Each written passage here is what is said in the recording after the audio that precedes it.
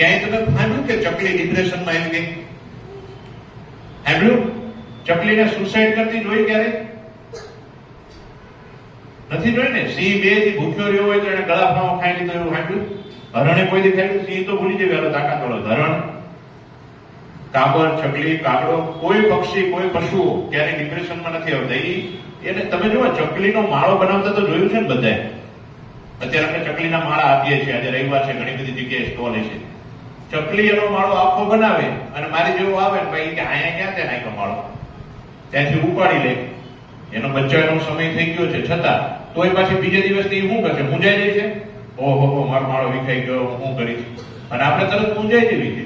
ઓહો મારે 10માં ઓછા ટકા આવ્યા, 12માં ઓછા ટકા આવ્યા, શું કરીશ? આપણે એના ઉપરથી શીખવાનું છે કે મૂંઝાવાનું નથી. એના બચ્ચાને ઉડતું શીખવાડતું હોય તો કેટલી બધી વાર લાગે.